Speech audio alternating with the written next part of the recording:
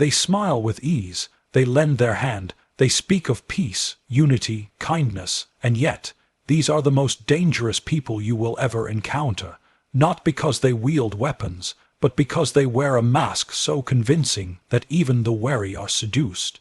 The kind person, the gentle soul, the moral figure, they disarm you without drawing blood. You feel safe in their presence, you trust them, you even protect them, and that is the trap. That is how empires fall and hearts break. Because what appears good does not have to be true, and what is true rarely needs to appear good. The dangerous thing about goodness is not that it exists, but that it is believed, that it is rarely questioned. When someone stands tall and declares virtue, the world listens. When someone whispers cruelty, the world condemns. But what if the declaration of virtue is the first lie? What if the quiet cruelty is the only truth that dares speak plainly? The person who wraps themselves in morality, who glows with public approval, who speaks in the name of justice, they are not immune to ambition. In fact, they may be its most skilled agents, not in spite of their goodness, but because of it. You see, the illusion of goodness is more powerful than truth. A liar knows they are lying, a thief knows they are stealing, but the person who believes they are good, absolutely good, can do anything in the name of that belief. And no matter the damage, they feel justified. Worse still, they feel righteous, and righteousness, when left unchecked, becomes tyranny, not the kind enforced by chains and blades, but the kind enforced by moral certainty. By the blind belief that one's cause is so holy that no action, no matter how cruel, could ever be wrong if done in its name. The world doesn't belong to the kind or the fair.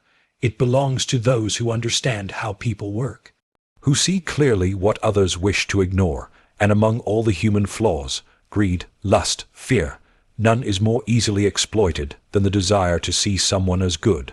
We want heroes. We crave them. We want someone to admire, to follow, to trust. And when someone rises and says, "I am here to help," we lower our defenses, not because they earned our trust, but because we needed to give it. But here's the truth. No one is immune to motive. No one acts without interest. And those who appear above the fray, those who wear smiles like armor, are often the most strategic of all. Not through open deceit, but through moral performance. They volunteer. They speak kindly, they donate. They advocate, all very publicly, all very precisely, because they understand the psychology of image, the way people bind actions to character, the way a single act of visible charity can grant a lifetime of trust. And once they have that trust, what then? Anything. They can reshape the rules, rewrite history, erase competitors with a single word, and people will cheer, not because what was done was right, but because the person who did it is good. That label protects them like a shield. It makes them untouchable. It turns questions into insults, skepticism into cruelty, and slowly, inevitably, it becomes dangerous to doubt them at all. This is not just theory. It's not hypothetical. You've seen it. You've lived it. The charming colleague who rises quickly, not because they're competent, but because everyone likes them. The friend who always plays the moral card in arguments. The public figure who fails again and again, but never loses support because their image is so clean, so pure, so untouchable. And when the truth does finally emerge, if it ever does, it's too late. By then, they've built an empire out of goodwill. And every brick was laid with a smile. The world rewards the appearance of virtue. It punishes doubt. And that's the mechanism of the trap. The one who openly schemes is watched. The one who openly fights is resisted. But the one who plays the good role, they go unchecked. They move freely, they win silently, until one day you realize, too late, that the empire you trusted was never built for you. It was built on you. And that's the problem with good people. You never see the betrayal coming because you were taught not to look. You were taught that goodness is simple, that a kind person cannot be cruel, that a helpful voice cannot deceive. But the truth is, cruelty rarely shows its face, deception rarely hisses. The most effective betrayal comes from someone you'd never suspect, and that's what makes it effective. Ask yourself, Why do they want to be seen as good? What does it gain them? Power, immunity, influence, access, the ability to act without consequence, to say something and be believed, to do something and be excused, and eventually to control others not through threat, but through image. Through the subtle tyranny of moral dominance, the danger of a so-called good person is not that they lie, it's that they believe their lies. They become consumed by their own role. The longer they wear the mask, the more they forget it's a mask.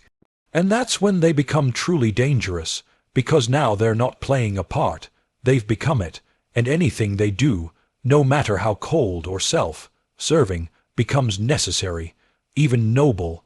This is how cruelty hides behind virtue, how injustice wears a crown of kindness, how manipulation masquerades as care, not with horns and red eyes, but with gentle words and soft hands. The most successful tyrants never raise their voice. They don't need to. The crowd silences itself for them, because once someone is believed to be good, utterly good, then anyone who disagrees must be bad, and this is how power works now. It no longer needs to be violent, it only needs to be convincing. Convince enough people you're good, and you can rule without resistance. Convince them you're doing it for them, and they'll even help you. That's the new battlefield, not swords, not armies, but stories.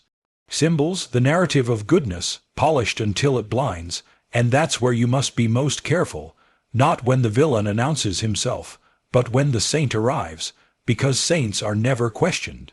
Their motives are assumed to be pure, their mistakes forgiven, their opponents demonized, and soon their voice is the only one left. What's worse, once a moral figure gains enough power, they don't even have to defend themselves. Others do it for them, with passion, with conviction, with violence even, and the moral figure, they just smile, they watch, they let it happen, all while staying clean, because they trained their followers to fight for the image, not the reality. And here's the final truth. There is no such thing as moral immunity. No one is above scrutiny. No action is above question simply because it was done by someone we like. And yet, time and time again, we let ourselves believe.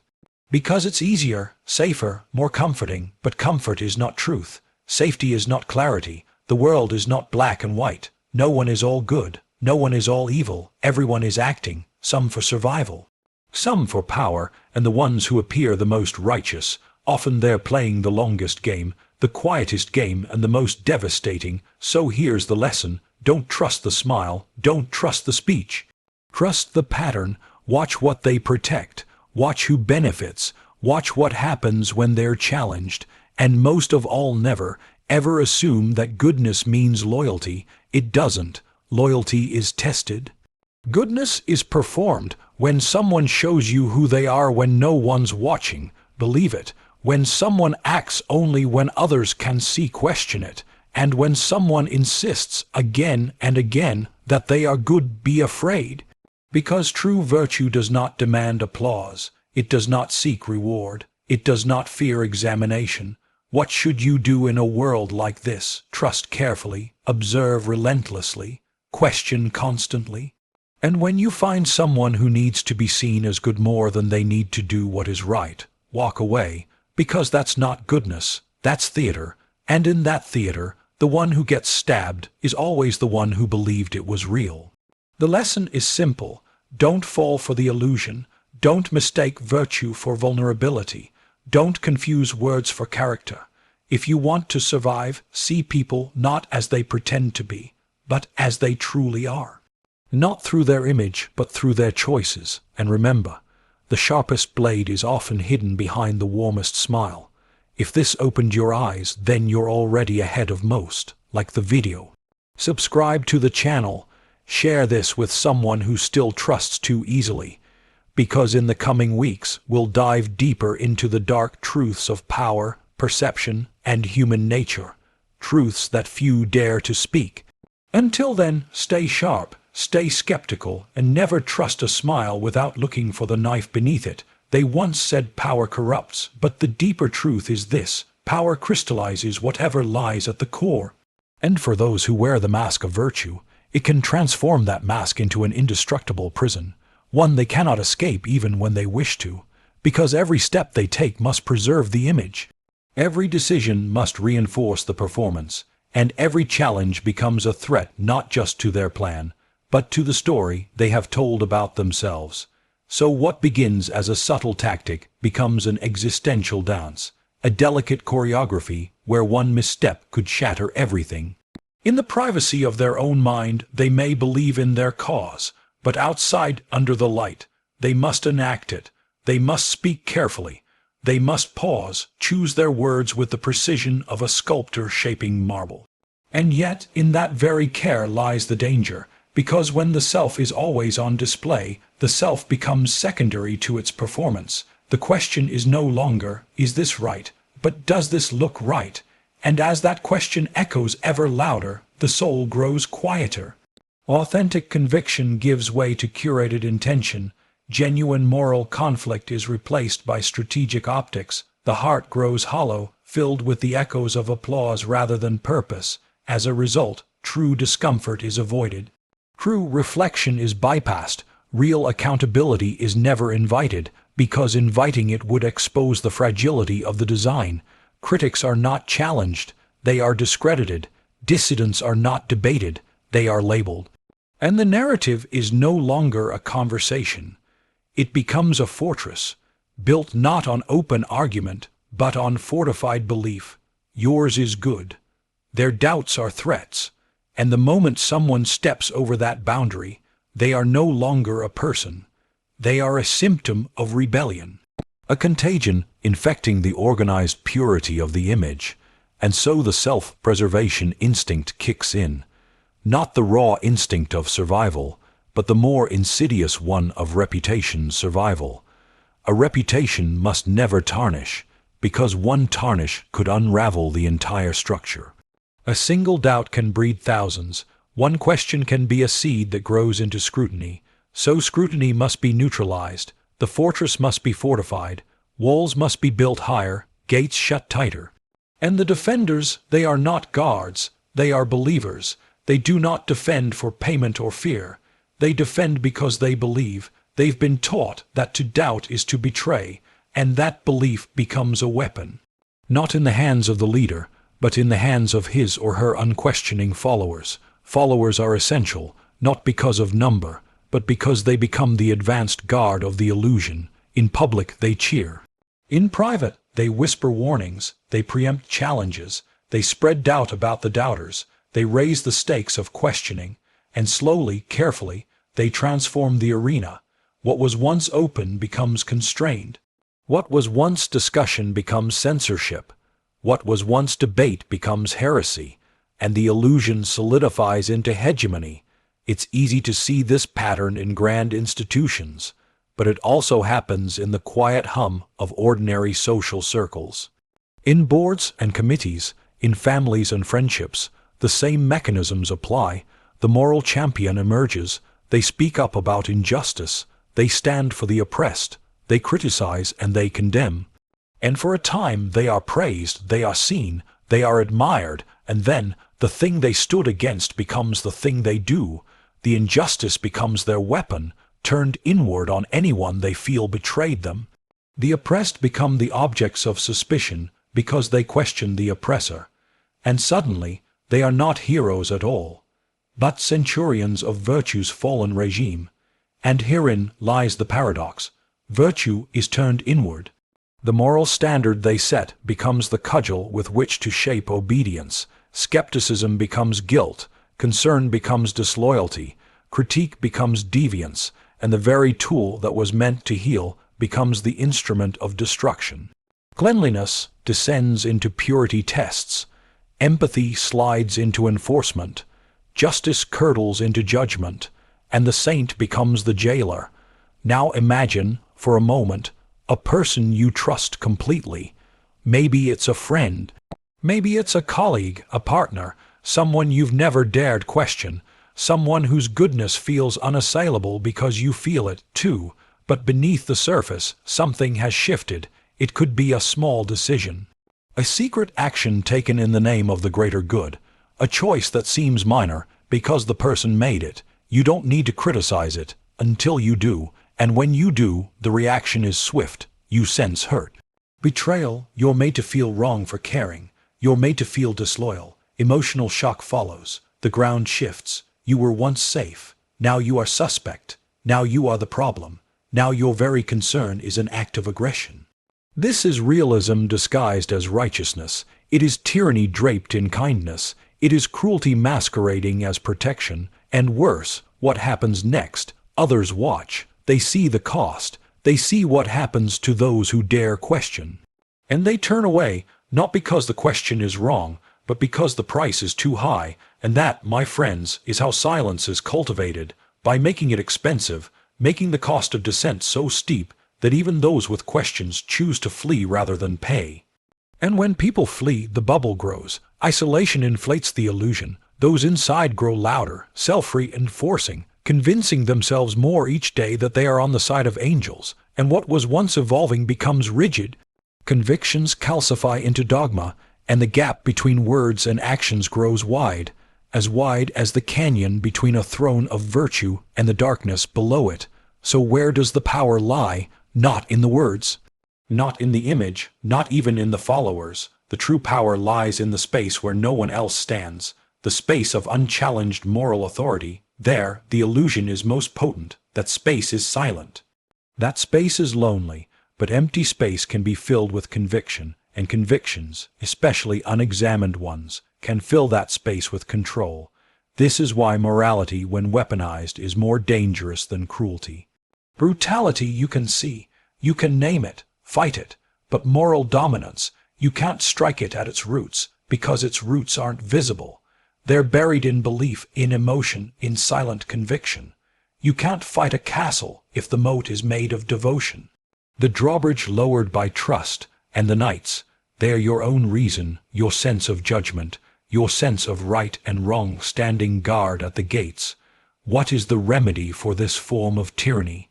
Not rebellion, not noise, not shouting. None of that works, because it simply feeds into the narrative of chaos. The answer is clarity. Clarity over conviction. Clarity about choices. Clarity over motives. Not cynicism, but vigilance. Not skepticism for its own sake, but critical attention. Ask what is at stake. What are they protecting? What would shift if they failed? What message is being sent, silently, by those who defend them? Because the silent defenders are often the strongest messaging machine. And here's the final nuance. This clarity needs to be humble, not loud. It needs to whisper to itself, "What if?" rather than shout. It needs to observe, not condemn. It needs to be patient, because change in these spaces happens over time. When even one person stops believing, the moat begins to drain. When even one question is asked, silently, respectfully, it becomes a seed. The fortress trembles when its defenders begin to doubt. This isn't about winning arguments. It's about preserving authenticity. It's about keeping virtue meaningful, because virtue only matters if it can stand scrutiny. Only if it can survive doubt. And you stand firm in your own clarity. You don't yield your use of words. You don't accept being painted as unreasonable. You don't allow emotional co-option.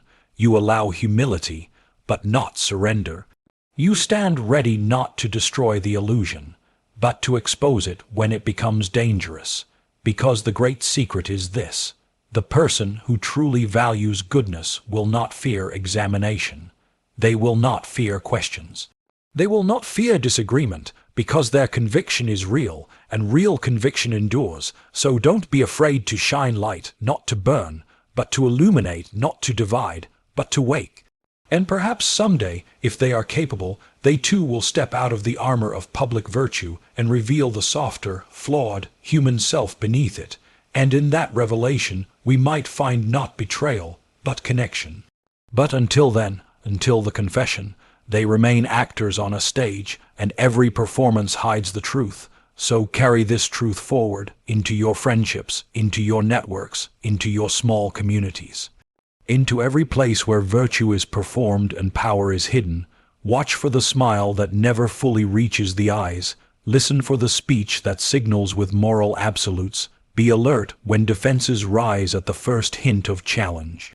These are the marks of the stage, and remember, only the audience ever believes the play is real. Hold space instead for a different kind of human, one who values transparency over appearance, one who understands that goodness alone is insufficient without accountability, one who is willing to risk discomfort for the sake of truth. That human is rare, but necessary. They are the ones who keep goodness from becoming a cage. They are the ones who remind us that goodness is not a badge, but a practice. A practice of listening, a practice of admitting mistakes, a practice of withstanding scrutiny. Stay vigilant, stay clear, and let your own morality be visible, but not imposed. Let your goodness be humble, but not silent. Let your courage be quiet, but unyielding, and in that way, you become both the skeptic and the light, the one who refuses to blindly follow, and the one who refuses to accept darkness as goodness.